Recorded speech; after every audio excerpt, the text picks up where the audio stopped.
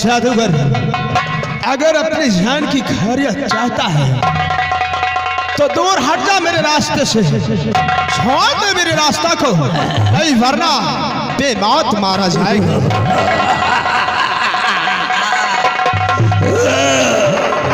शर्मरी, मैं तेरी दिमाग को दाद देता हूँ रे, जो आज एक मासूम छोकरे को, एक मासूम छोकरे को मेरे सामने भेज रही है।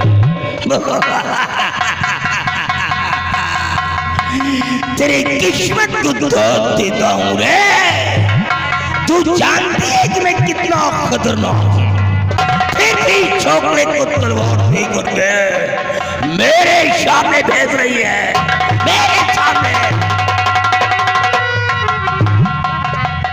मान जाओ मेरी बात को, अभी प्यार से समझा रहा हूं।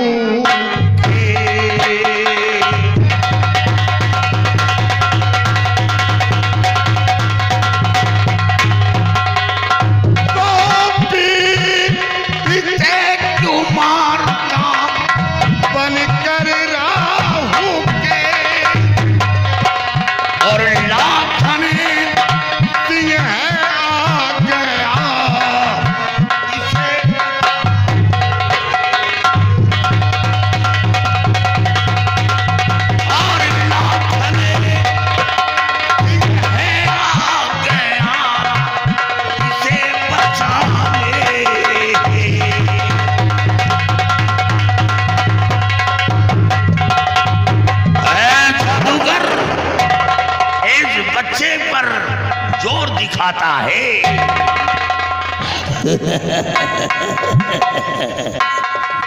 लोगों से तुम नहीं जानते हो कि मैं कितना खतरनाक हूं।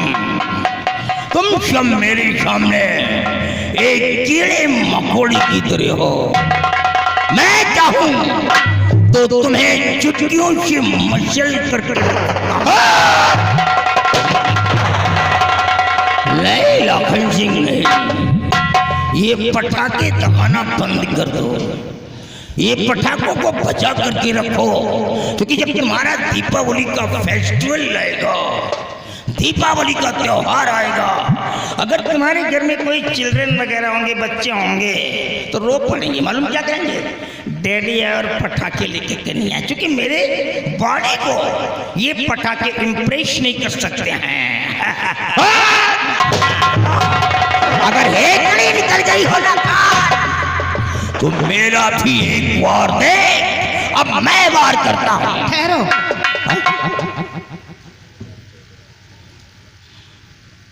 अरे बाप रे, तुम कहाँ वार करने जा रहे हो? देख लेता हूँ तो मेरी आधी शक्ति खत्म हो जाती है। जादूगर, तेरे पाप का घड़ा भर चुका है। मेरे पाप का?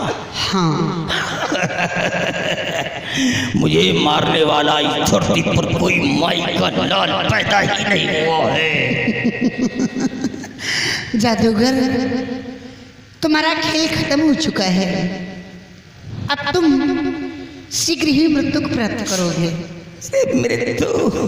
दादाजी, आप इस तरह गोलियों का ना वार कीजिए। हाँ। क्योंकि ये बहुत बड़ा शक्तिशाली है। हाँ, इस समझदार। तरह गोलियों को कोई असर नहीं होगा। आप उठाइए शमशीर, सिर्फ आप इसके जूड़े को काट दीजिए। इसकी सारी शक्तियां समाप्त हो जाएंगी और ये मारा जाएगा। अरे तेरी मौत साले हरामी, साले क्रोध दिलाओगे साले। तुम जिस रास्ते से निकलो साले उसी रास्ते से भेजूंगा अंदर। तेरी माँ का चारा परी, अबे तूने मेरी मौत का राज बता करके मेरे प्राणों को आज संकट में डाल दिया रे।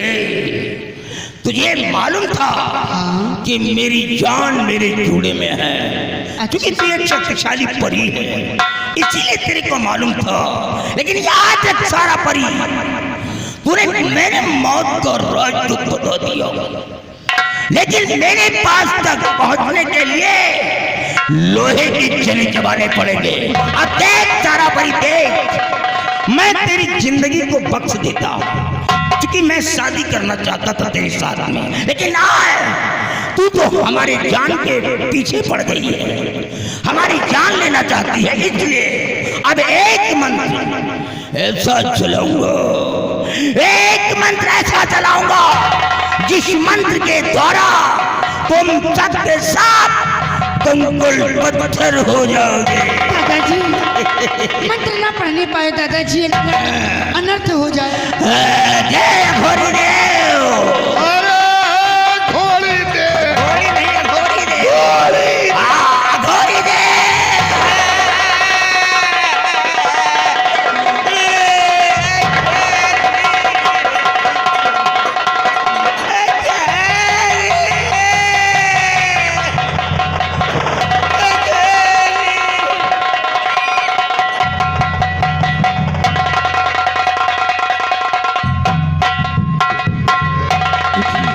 दादाजी, आप ये क्या कर रहे हैं? इसको जला दीजिए। जाओ, ले जाओ, इसे जला कर आओ।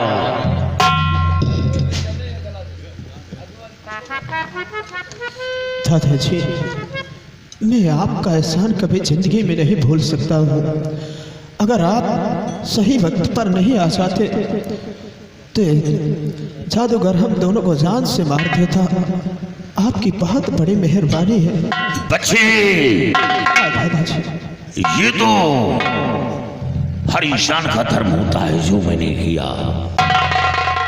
और बेटी, देखने में तो ऐसा लग रही हो कि तुम कोई देवी हो।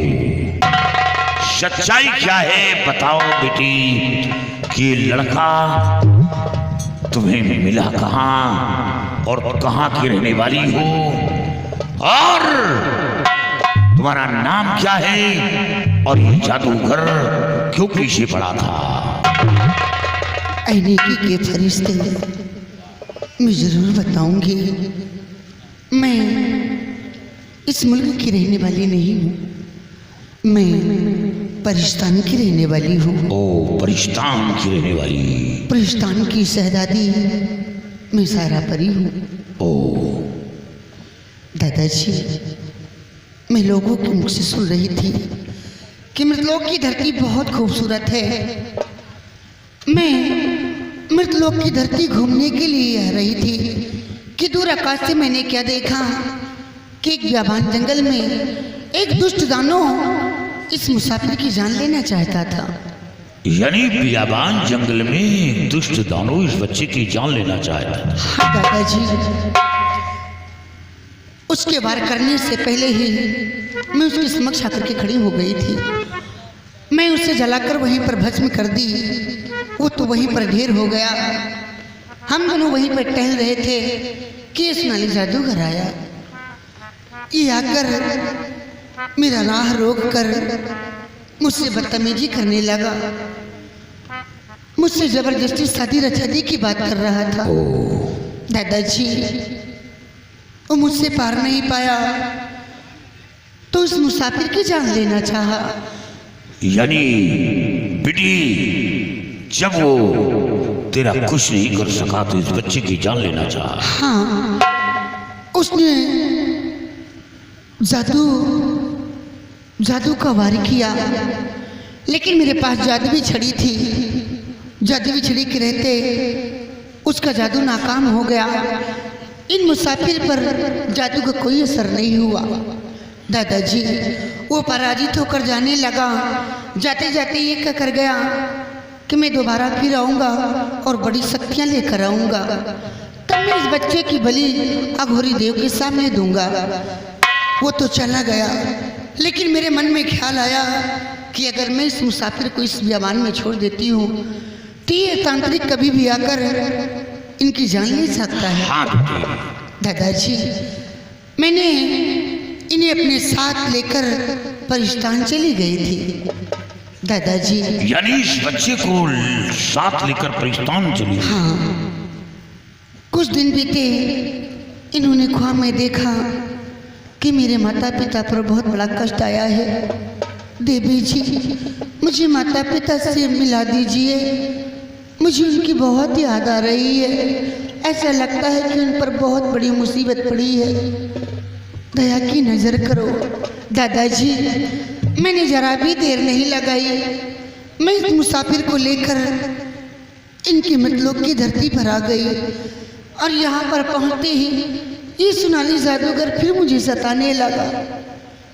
लेकिन मेरे पास, मैं बेबस थी, मेरे पास वो जादुई छड़ी नहीं थी। क्या जादुई छड़ी नहीं थी? जल्दबाजी के चक्कर में राजमहल में ये भूल आई थी। दादाजी, अगर आप नहीं आ जाते तो बड़ा अनर्थ हो जाता। शायद मैं परिस्तान कभी ना जा पाती। आपका उपकार मैं कभी नहीं भूलूंगी। घबराओ नहीं, मारने वाले से बचाने वाला बहुत बड़ा होता है। बेटी, मैं तो केवल कहानियों में पढ़ा था और लोगों की जुबानी सुना था कि परी बड़ी दयावान होती है, वो दया के सागर होती है, करुणामयी होती है। वो किसी के दुख दर्द को देखकर सहन नहीं कर पाती। बेटी, बिल्कुल वो सत्य निकला। बेटी, दादाजी, मैं जानता हूँ कि ये बच्चा कौन है, क्या, कहाँ का रहने वाला है, ये किसका बेटा है। ये बच्चा कोई मामूली नहीं, बल्कि हीरागढ़ और यशत के महाराज नाहर सिंह का इकलौता बेटा है। और इस बच्चे की माँ घाटी पर मौत की भीख मांग रही है, क्या, लेकिन उसे मौत नहीं मिल रही और वो अपने बेटे के इंतजार में बैठी है। मैं उसे धीरज बंधा कर आया हूँ कि बच्चे को ढूंढ कर आपके समक्ष पेश करूंगा। इन्होंने जो ख्वाब देखा ये बात सत्य है? बिल्कुल बेटी सत्य है। दादाजी देर मत कीजिए दादाजी, अगर माँ जी को कुछ हो गया तो शायद सदमा बर्दाश्त नहीं कर ठीक है बेटी, मैं चल रहा हूँ। साथियों चलो सब लोग बेटी बच्चे को लेकर हमारे साथ आओ। पाइए दादाजी।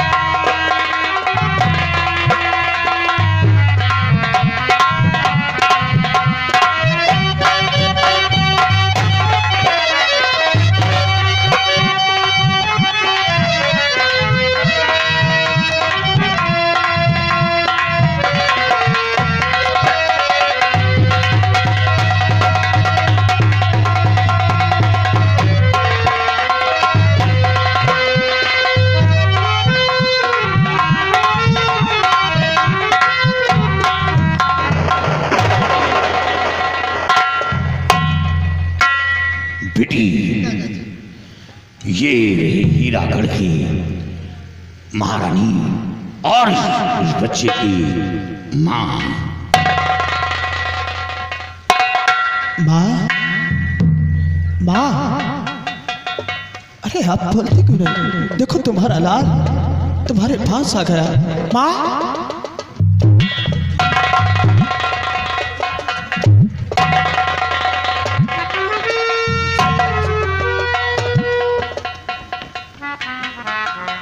दादाजी, ये मेरी माँ आखिर मुझसे क्यों बात क्यों नहीं कर रही है? माँ पहचानो, मैं तुम्हारा बेटा विदेश। बेटी घबराओ नहीं बेटी, महारानी जी की आंखों की रोशनी दरिंदों ने छीन लिया है। महारानी जी को दिखाई नहीं पड़ रहा, इसलिए पहचानने में असमर्थ हैं। दादाजी माँ जी जरूर देखेंगी, अवश्य देखेंगी, आप लोग घबराइए नहीं।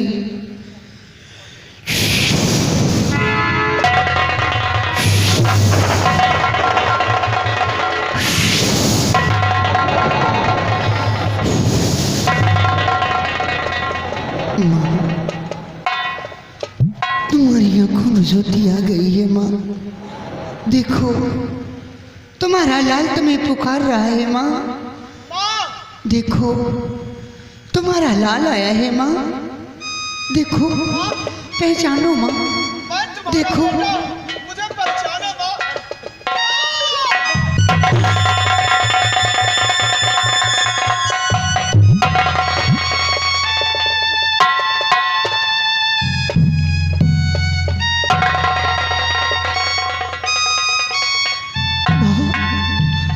कैसे हालत पर आके रखा, ये सब कैसे हो गया माँ?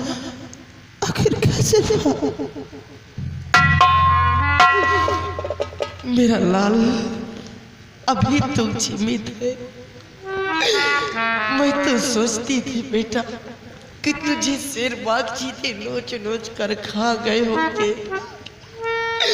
हाँ मेरे लाल, तेरे जाने के बाद मेरी ये दशा हो गई मेरे लाल। लेकिन माँ ये सब कैसे हुआ? किसने तुम्हारी ऐसा किया? मत पूछ मेरे लाल, तू सब कुछ जान जाएगा। लेकिन सरदार जी, आखिर आप कौन है जो मेरी इतनी रक्षा करते हैं यार? एक दिन आपने मेरी जान की रक्षा किया और मुझसे वादा किया कि तुम्हारे बेटे को तुमसे मिलाऊंगी। आप डाकू तो हो ही नहीं सकते हैं, जरूर कोई डाकू के रूप में भगवान मेरे लिए एक नेकी का फरिश्ता भेज दिया है। आप डाकू हो ही नहीं सकते हैं। महारानी जी, आप पहचानना चाहती हैं? पहचानो कि मैं कौन हूं, पहचानो।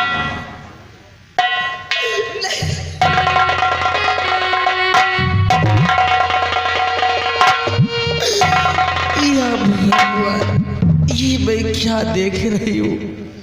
कौन? सेनापति आप? हाँ, लेकिन आपने तो मेरी राजमाता का खून कर दिया था। महारानी जी, क्या आपको यकीन है कि राजमाता का कत्ल मैंने किया?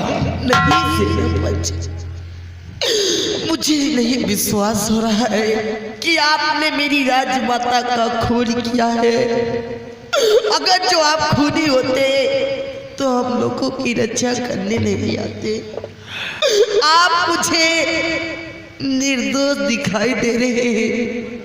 आप खूनी हो ही नहीं सकते। इंसान को जिंदगी देने वाला वो कैसे खूनी हो सकता है? आप खूनी नहीं।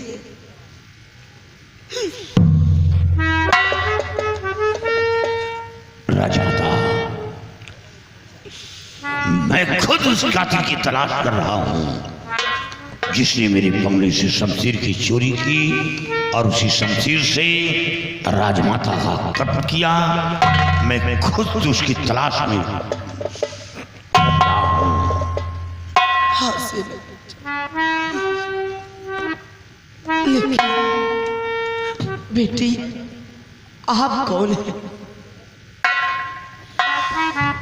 माँ, मैं परिस्तान की रहने वाली हूँ। परिस्तान की शहजादी मैं सारा परी हूँ। बेटी, आपका भी बहुत बड़ा उपकार है।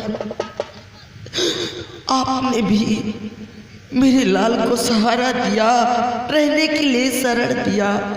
और इतना ही नहीं, अगर जो काश आप नहीं होती तो मेरी आंखों की रोशनी कभी ठीक नहीं होती। माँ, बिछड़ों को राह दिखाना, जो कोई कष्ट में है उसको कष्ट से निवारण करना, ये हमारा खानदानी पेशा है। हम परियां किसी के कष्ट को देख नहीं पाते हैं। और रही बात आपकी आंखों की, ये धन्य भाग तो दादाजी का है। अगर दादाजी यहाँ नहीं लेकर आते तो मैं आपको कैसे जानती और आपकी मदद कैसे करती। लेकिन मैं कितनी धन्य भाग हूँ कि आज मैं परिस्तान की रहने वाली